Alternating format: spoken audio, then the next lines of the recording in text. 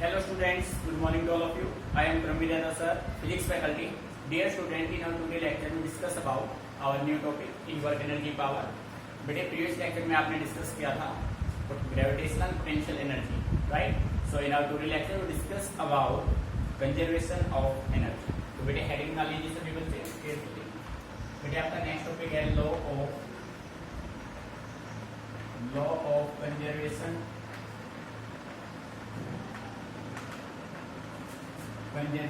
of energy. तो बेटे देखो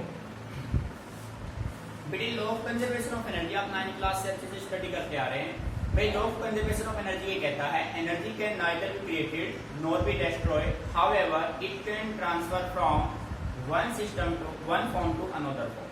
बेटे सिंपल वे में आप ये कह सकते हैं हम एनर्जी को ना तो क्रिएट कर सकते हैं और ना ही उसको डिस्ट्रॉय कर सकते हैं, बट हम एनर्जी को वन फॉर्म से सेकंड फॉर्म में कन्वर्ट कर सकते हैं। जैसे इलेक्ट्रिकल एनर्जी को मैकेनिकल में, मैकेनिकल को इलेक्ट्रिकल में, ठीक है। तो बेटे एनर्जी को आप एक फॉर्म से दूसरे फॉर्म में ट्रांसफर कर सकते हैं, बट उसको ना तो आप क्रिएट कर सकते हैं ना ही उसको आप डिस्ट्रॉय कर सकते हैं। तो ये है आपका law of conservation of energy. Second language में मैं ये कह सकता हूँ the net energy of an isolated system remains always constant और कंजर्व। आपके पास कोई एक आइसोलेटेड सिस्टम है, उस आइसोलेटेड सिस्टम का जो टोटल एनर्जी होगा बेटे वो क्या होगा, कंजर्व होगा, ठीक है। डेफिनेशन राइट कीजिए। it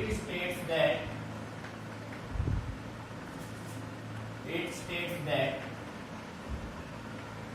the energy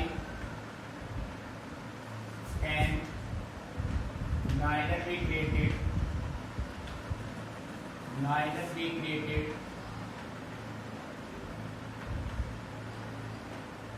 nor be destroyed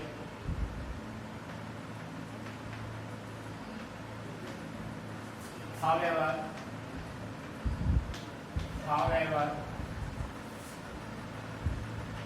it can transfer from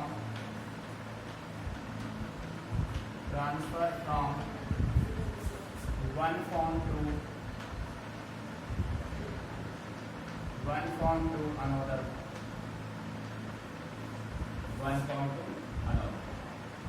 बेटे नहीं समझ में, हम एनर्जी को ना ही क्रिएट कर सकते हैं ना ही उसको डिस्ट्रॉय कर सकते हैं, बट हम एनर्जी को वन फॉर्म से सेकंड फॉर्म में कन्वर्ट कर सकते हैं, ट्रांसफर कर सकते हैं, ठीक है बेटे। सेकंड डेफिनेशन आप लिखना चाहें तो आप कह सकते हैं the total energy of an isolated system remains always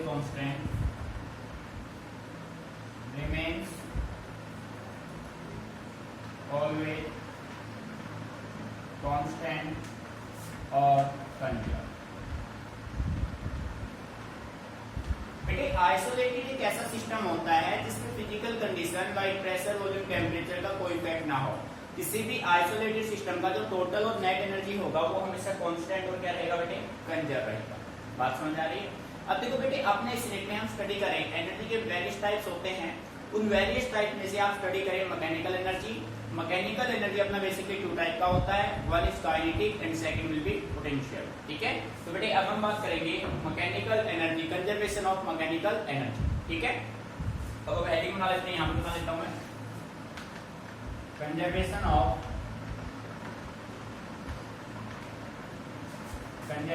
of mechanical energy।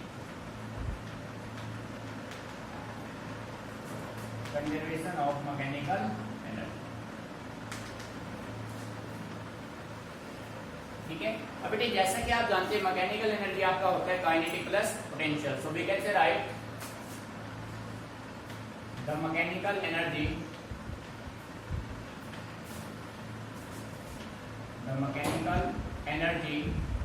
It is bracket में लिख सकता हूँ K प्लस U, ठीक है, kinetic plus potential, clear.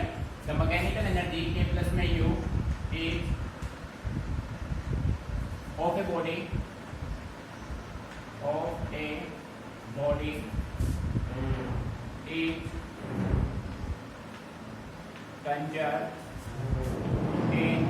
Conservative in conservative field. ठीक है, किसी भी कंजर्वेटिव फील्ड में जो टोटल मैकेनिकल एनर्जी होगा किसी भी बॉडी का, तो प्यारे बच्चों क्या रहेगा, कंजर्व रहेगा, कांस्टेंट रहेगा। सो आप कह सकते हैं E is equal to K plus del E is equal to K plus U, बेटे किसके बराबर आएगा, कांस्टेंट के बराबर। ठीक है, in conservative field, in conservative field. ठीक है भाई, तो बेटे आप कह सकते हैं k प्लस यू अपना किसके बराबर, 0, सो k किसके बराबर हो जाएगा, माइनस यू। बेटे आ रहा है नहीं समझ में? इसका मीनिंग ये हुआ यदि काइनेटिक एनर्जी आपका इंक्रीज हो रहा है तो पोटेंशियल एनर्जी क्या हो रहा है, डिक्रीज हो रहा है। Negative sign means decrease. ठीक है, देखो भाई, it means increase in kinetic energy is equal to the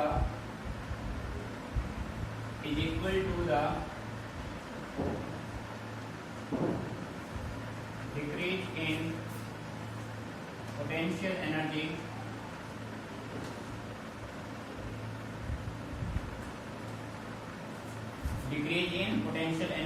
and vice versa बेटे मीनिंग समझ में आया?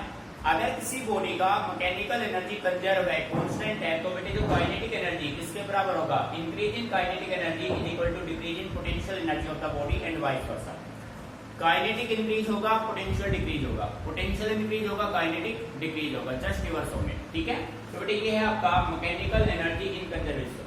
ठीक है, कंजर्वेटिव फील्ड। अब प्यारे बच्चों हम इसको एक एग्जांपल से प्रूव करेंगे। जैसा कि हमने बेटे आपने टॉपिक स्टडी किया था gravitational conservative force and non conservative force. हमने कंजर्वेटिव में एग्जांपल दिए थे all central forces are conservative such as gravitational force. फिर बेटे हमने एक एग्जांपल की हेल्प से प्रूव किया कि जो ग्रेविटेशनल फोर्स है वो एक कंजर्वेटिव फोर्स है। सिमिलर वे में हम यहाँ पे प्रूव करेंगे conservation of mechanical energy with the help of an example. एक एग्जांपल के हेल्प से आपको प्रूव करना है कि जो टोटल मैकेनिकल एनर्जी होता है वो कंजर्वेटिव फील्ड में क्या होता है बेटे, कंजर्व होता है। ठीक है, नोट इट डाउन केयरफुली। उसके बाद हम इसका करते हैं एग्जांपल।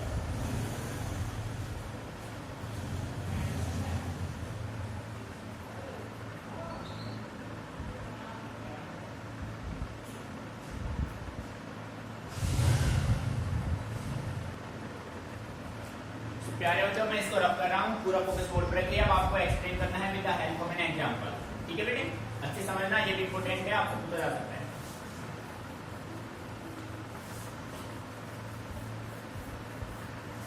बेटे हेडिंग बना लीजिए, हेडिंग बना लो अपना, इंपॉर्टेंट टॉपिक है example of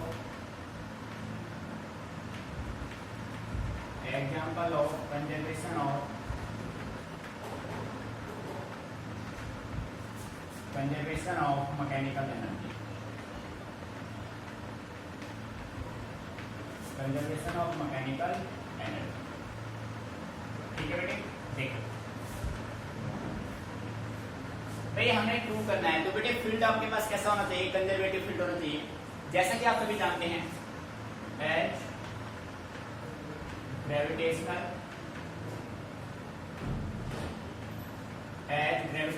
field is a conservative field and hence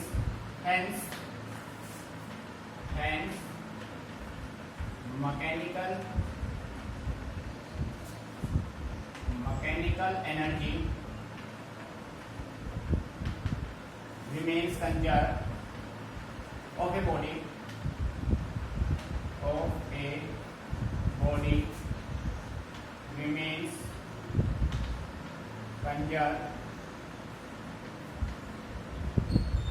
remains conserved in conservative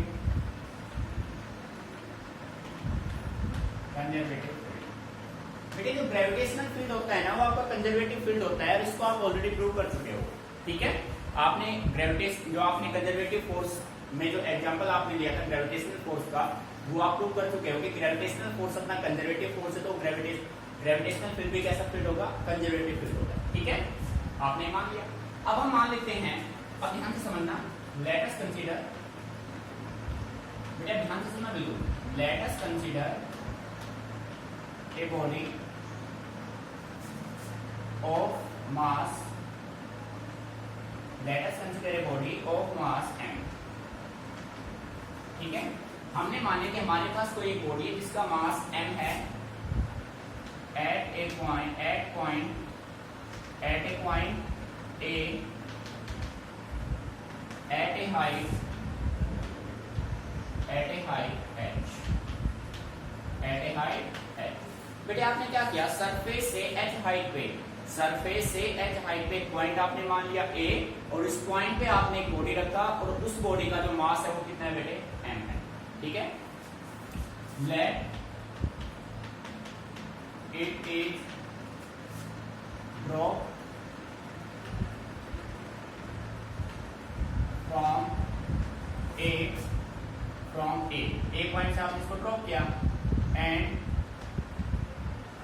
reaching at B, at C मान लो, रीचिंग एट पॉइंट बी मान लो। बेटे आपने क्या किया, आपने एक बॉडी लिया जिसका मास m है, उसको इनिशियली पॉइंट ए पे रखा, फिर आपने उसको पॉइंट ए से ड्रॉप कर दिया, तो पॉइंट सी पे बी पे आ गया। ठीक है, let see is a point in the way of body. ठीक है, जब बेटे आपने इस बॉडी को ड्रॉप किया कुछ हाइट से, तो C इसके वे में एक पॉइंट मान लिया, कितने डिस्टेंस में मान लूं मैं, x में मान लूं। बात समझ आ रही है, सारी कंडीशन को आपको अच्छे से समझना है। बेटे कंडीशन क्या है, ध्यान समझना, मैंने आपका डायग्राम देखो बेटे, ये सिचुएशन बना ली मैंने, इस जो कंप्लीट हमने ये 3 लाइन पुट किए हैं, इनको मैं एक्सप्लेन करता हूं with the help of A diagram. ये आपने मान लिया कि आपके पास कोई बॉडी, इस बॉडी का जो मास है वो बेटे कितना है, m है, और ये है ग्राउंड। ठीक है भाई, और ग्राउंड से यहां तक का जो डिस्टेंस है बेटे वो कितना है, h है। बात समझ आ रही है, ये है सरफेस। ठीक है भाई, अब बेटे आपने इस बॉडी को ड्रॉप किया, जब आपने इस बॉडी को ड्रॉप किया तो ये बॉडी यहां पे आएगा, सरफेस पे आएगा। ठीक है, सरफेस पे इसका जो वेलोसिटी है बेटे वो बन गया v, इस पॉइंट का नाम मैंने दे दिया v, इस पॉइंट का नाम दिया a, और इसका वेलोसिटी b पे है vp और a पे है va। ठीक है, यहाँ पे जो वेलोसिटी है वो कितना है इसका, va। अब यहाँ पे कोई एक पॉइंट मान लिया, अब बेटे पॉइंट जो आप अज्यूम करेंगे वो सरफेस से करेंगे, तो सरफेस से इस पॉइंट का जो डिस्टेंस आपने माना, यहाँ से यहाँ तक का जो डिस्टेंस आप मानेंगे इसका, वो आपने कितना मान लिया, x मान लिया।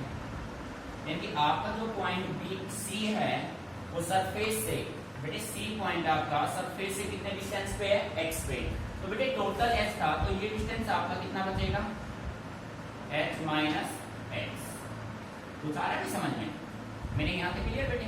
ठीक है, पॉइंट सी, तो पॉइंट सी पे जो वेलोसिटी होगा वो क्या होगा, vc, vc वेलोसिटी से नीचे आएगा, यहाँ पे कितना, यहाँ पे क्या है, va। बेटे आगे बात समझ में, डायग्राम से क्लियर। इनिशियली अपना बॉडी किस पे, पॉइंट ए पे, ए से आपने ड्रॉप किया v स्पीड से, फिर पॉइंट सी पे आया vc से, फिर b पे आया vp से। आपके पास 3 अलग अलग कंडीशंस हो गए। ठीक है बेटे, इस वक्त से समझना है। अब आपको करना क्या है, आपको फाइंड आउट करना है मैकेनिकल एनर्जी कंजर्व है। ठीक है, तो बेटे मैकेनिकल एनर्जी आपका होता है kinetic energy plus potential energy. मैंने क्लियर। अब आप देखो काइनेटिक एनर्जी का फॉर्मूला होता है half mv²।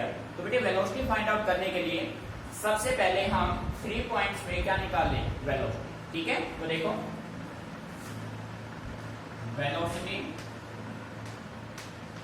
Velocity at point A, तो बेटे वेलोसिटी कितना होगा, va। अब ध्यान से सुनो बेटे, जब आप किसी भी बॉडी को कुछ हाइट से ड्रॉप करते हैं, फ्री फॉल आप करते हैं किसी बॉडी का, तो उसका इनिशियल वेलोसिटी हमेशा क्या होगा बेटे, 0।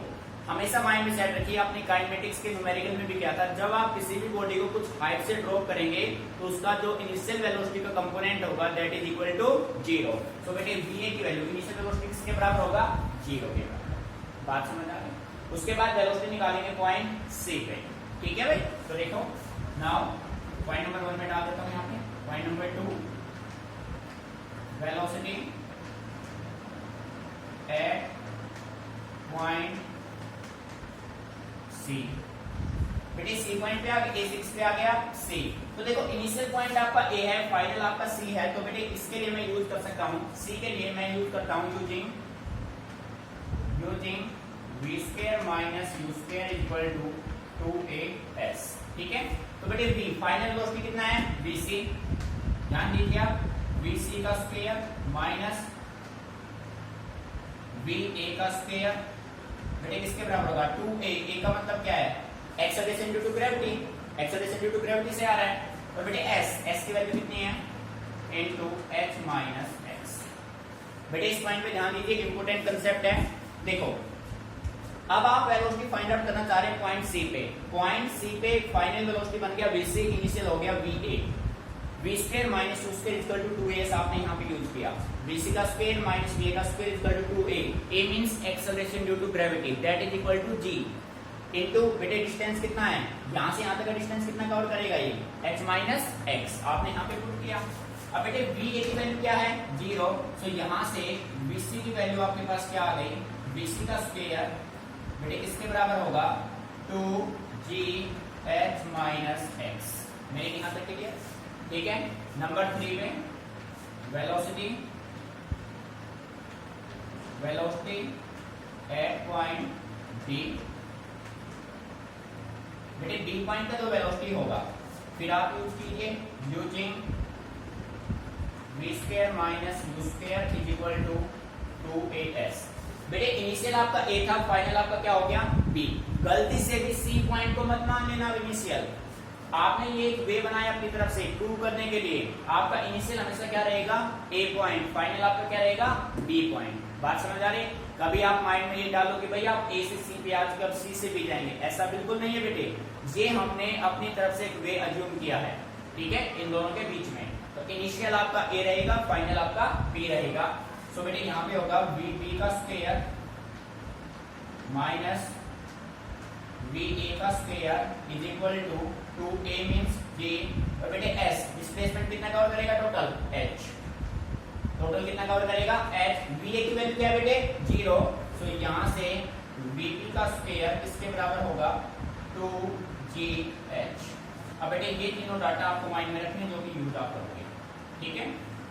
आपने va फाइंड आउट किया, vc फाइंड आउट किया, vb फाइंड आउट किया। अब हम फाइंड आउट कर लेते हैं mechanical energy at point a, at point b, at point b और c। देखो बेटे पूरा फोकस बोर्ड पे रहे आपका। Now mechanical energy at point a, बेटे ए पॉइंट पे जो मैकेनिकल एनर्जी की ये होगा वो किसके बराबर होगा kinetic energy at point A plus potential energy at point A. तो बेटे किसके बराबर होगा, काइनेटिक एनर्जी होगा हाफ एम वी ए का स्क्वायर, ठीक है, काइनेटिक हो गया भाई। पोटेंशियल क्या होगा एम जी एच। बेटे मीनिंग समझ में आ रहा है? अब a की वैल्यू क्या है आपके पास 0, a की वैल्यू है 0, तो बेटे e किसके बराबर आएगा हाफ एम 0 का square plus M G H. तो प्यारे बच्चे किसके बराबर आया this equal to M G H, this is your first equation. बेटे मीनिंग समझ में आ रहा है? चीजों को समझना है, रट के नहीं लेना बिल्कुल। मेन आपका डायग्राम इसी पे डिपेंड करेगा। बेटे मैकेनिकल एनर्जी होता है काइनेटिक प्लस पोटेंशियल, काइनेटिक होता है half M V square, velocity आपका A V A, M G H आप ऑलरेडी फाइंड आउट कर चुके हैं, ठीक है। मीनिंग यहाँ तक समझ में आ रहा है? बेटे देखो ए पॉइंट का डिस्टेंस यहाँ से यहाँ तक का डिस्टेंस टोटल कितना है एच है ए पॉइंट तक का। अब देखो अब मैकेनिकल एनर्जी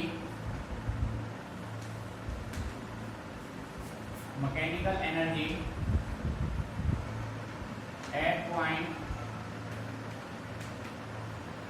बी, तो बेटे बी पे आप फाइंड आउट करेंगे Eb is equal to kinetic energy at point B, sorry बेटे सी पे निकाल दो पहले, पाथ पे चलो भाई सी पे यहाँ पे आ चुके हैं, ठीक है। तो बेटे सी पे देखो हाफ एम बी सी का square plus M G H.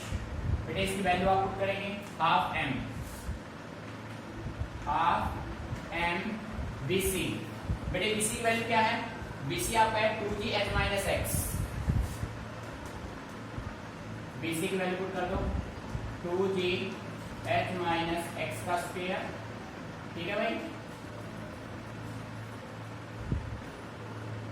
बेटे पूरे बीसी के स्क्वायर की वैल्यू, सॉरी स्क्वायर नहीं करना है, हाफ एम बीसी स्क्वायर की वैल्यू क्या है 2gh माइनस एक्स। बेटे प्लस में क्या आएगा mg और h की वैल्यू देखो भाई, यहां से यहां तक की वैल्यू कितनी है, सी पॉइंट तक का डिस्टेंस कितना है x, तो mg x हो जाएगा, ठीक है। तो बेटे इसी किसके बराबर होगा हाफ, इससे मल्टीप्लाई करेंगे हाफ से हाफ कैंसिल हो जाएगा, mg h minus mg x plus mg x, ये दोनों कैंसिल आउट। बेटे किसके बराबर आ गया mg h। बेटे एक बार फिर देख लो, आप फाइंड आउट करना चाह रहे हैं mechanical energy at point C. तो बेटे सी पॉइंट तक का डिस्टेंस कितना है x, vc की वैल्यू आपके पास है 2gh minus x, vc square complete की वैल्यू, ठीक है। यहाँ पे आपने वैल्यू पुट की, आपका रिजल्ट आ गया mgh। This is your second equation, first और सेकंड सेम आ गया। अब आप फाइंड आउट कीजिए mechanical energy at point B. देखो बेटे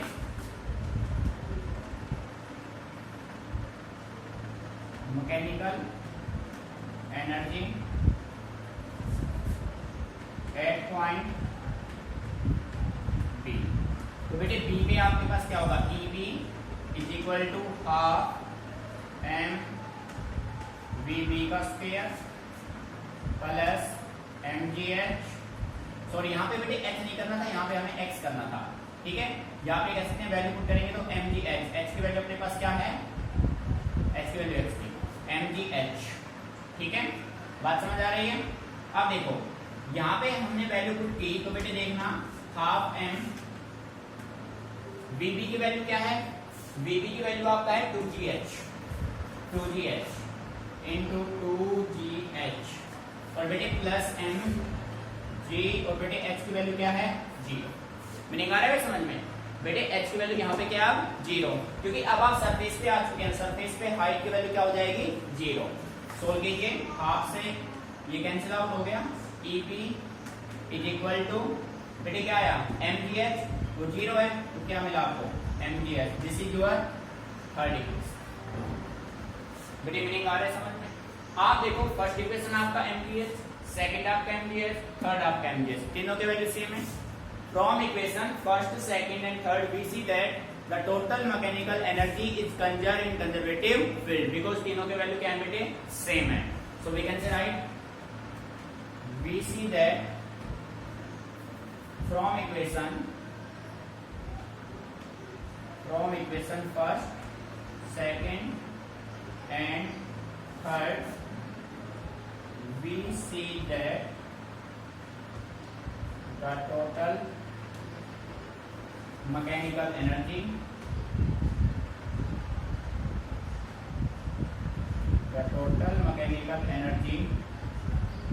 is conserved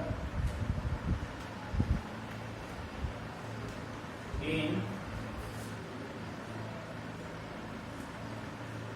conservative field।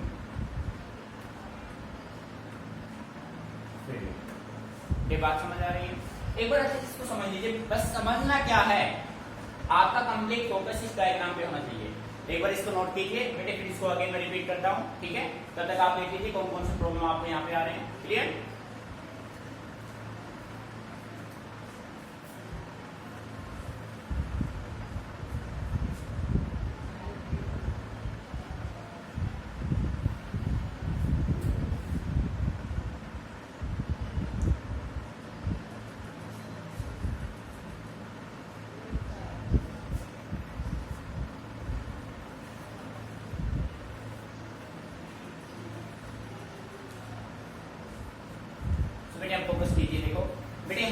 करना था कि जो अपना मैकेनिकल एनर्जी है वो कंजर्वेटिव फील्ड में कंजर्व होता है। तो उसके लिए आपने क्या किया बेटे, पूरा फोकस ध्यान से सुनो।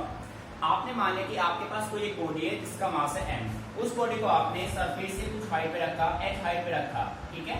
अब आपने इस बॉडी को a पॉइंट से ड्रॉप किया टुवर्ड सरफेस। तो बेटे जब आपने ड्रॉप किया तो इसका वेलोसिटी था va, vp b पॉइंट पे पहुंच इसका वेलोसिटी बन गया vb, ठीक है।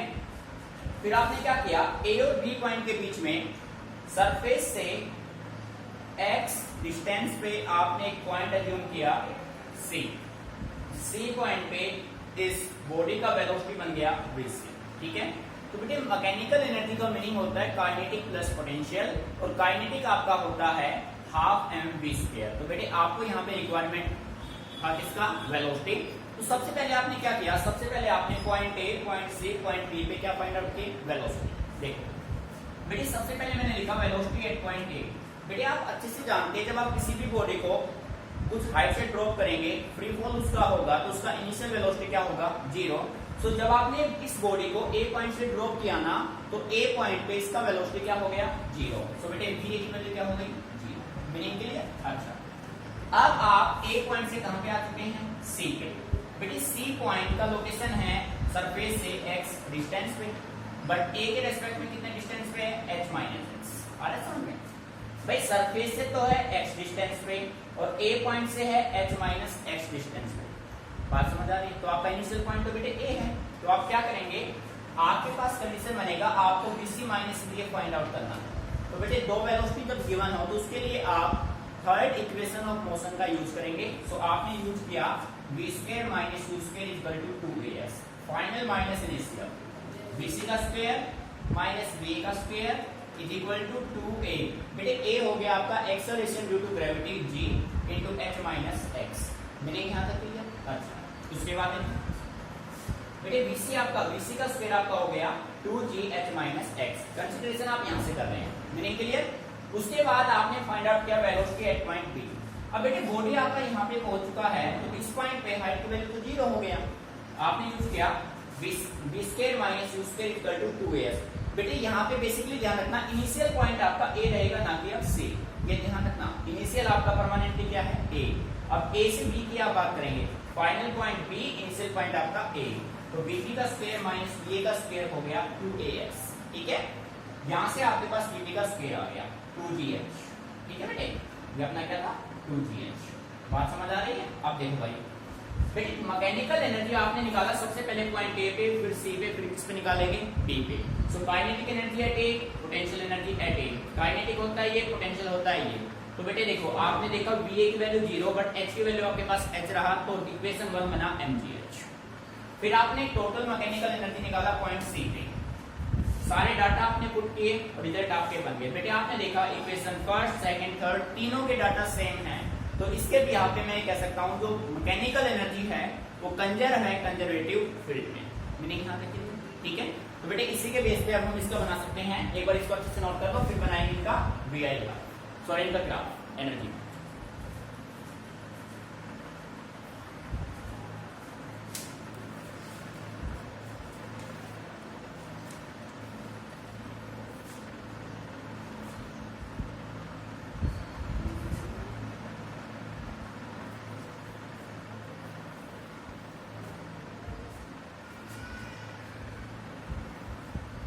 बेटे मैं इस साइड से रख कर रहा हूं, अब मैंने इसका ग्राफिकल रिप्रेजेंटेशन देखो।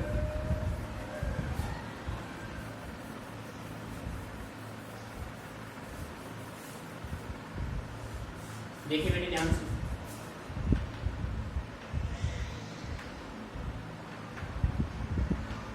Graphical representation.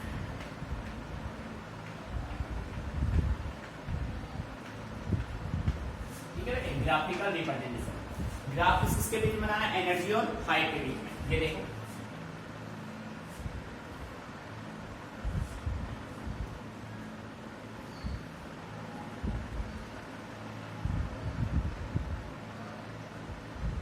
बेटे ओरिजिन, यहाँ पे एनर्जी और यहाँ पे हाइट, ये कंडीशन आप मेंटेन करते हैं। अब देखो हाइट अगर इस साइड जा रहा है तो इस साइड किसकी वैल्यू इंक्रीज होगी बेटे, पोटेंशियल एनर्जी की। तो कंडीशन आपका ये ग्राफ आपको कुछ ऐसे बनेगा, ये आपका हो गया मैकेनिकल एनर्जी,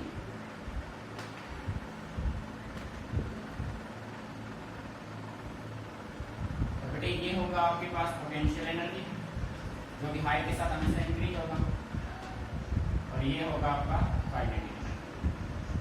बेटे हाइट के साथ पोटेंशियल हमेशा इंक्रीज होगा, this is potential energy and this is kinetic energy. क्योंकि आपको अच्छे से क्लियर है, the energy processed by a body due to its position is said to be potential, the energy processed by a body due to its motion is said to be kinetic.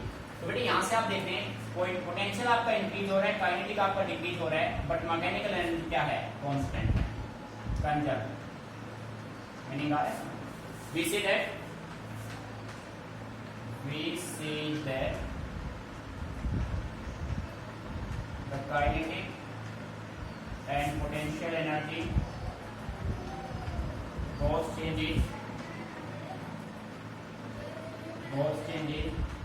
but the mechanical energy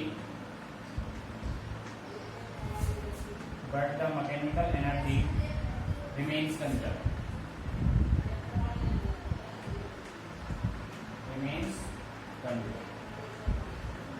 ठीक है बेटे, ये आपका graphical representation होगा, अच्छे से note कर लीजिए।